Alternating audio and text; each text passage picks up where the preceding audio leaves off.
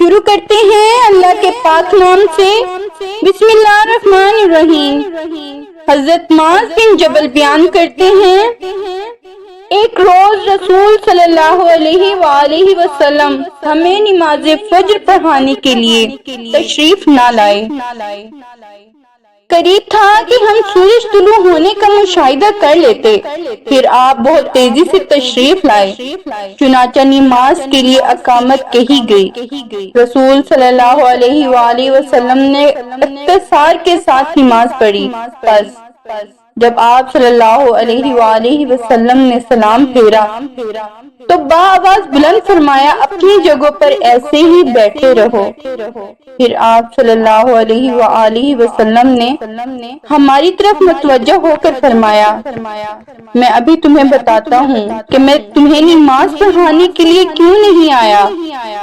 میں رات کو بیدار ہوا، وضو کیا، جس قدر مقدر میں تھا میں نے نماز پڑھی۔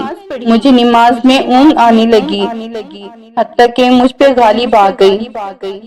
تب میں نے اپنے رب تبارک و تعالیٰ کو بہترین صورت میں دیکھا، چنانچہ اس نے فرمایا، محمد، میں نے عرض کیا، میرے رب حاضر ہوں۔ فرمایا، فرشتے کس چیز کے بارے میں بحث و مباحثہ کر رہے ہیں؟ میں نے عرض کیا، میں نہیں جانتا۔ اللہ تعالیٰ نے 3 مرتبہ ایسے فرمایا۔ آپ صلی اللہ علیہ وآلہ وسلم نے فرمایا، میں نے ایسے دیکھا کہ اس نے اپنا ہاتھ میرے کاندھوں کے درمیان رکھا، حتیٰ کہ میں اس کی انگلیوں کے پوروں کی ٹھنڈک اپنے قلب و صدر میں محسوس کی۔ میرے سامنے ہر چیز واضح ہو گئی، میں نے پہچان لی۔ پھر رب تبارک و تعالیٰ نے فرمایا، محمد، میں نے عرض کیا، میرے رب میں حاضر ہوں۔ فرمایا، مقرب فرشتے کس چیز کے بارے میں بحث و مباحثہ کر رہے ہیں؟ میں نے عرض کیا، گناہ مٹا دینے والے اعمال کے بارے میں۔ فرمایا، وہ کیا ہیں؟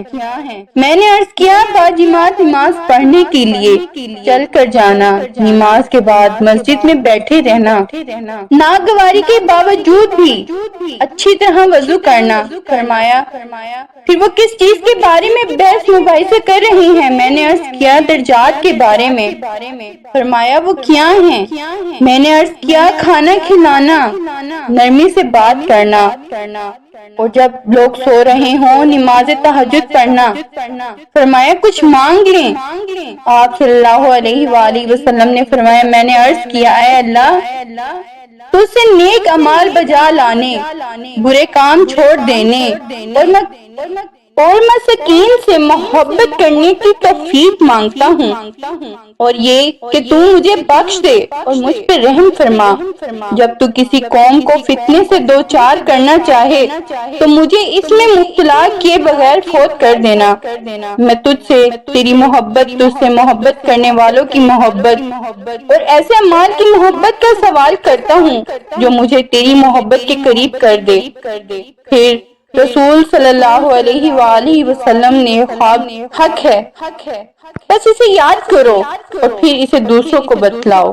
حضور پاک صلی اللہ علیہ وآلہ وسلم نے فرمایا، جو میری حدیث کو سنے اور دوسروں تک اسے پہنچائے تو جنت کے دروازہ اس پر کھول دیا جاتا ہے۔ سبحان اللہ۔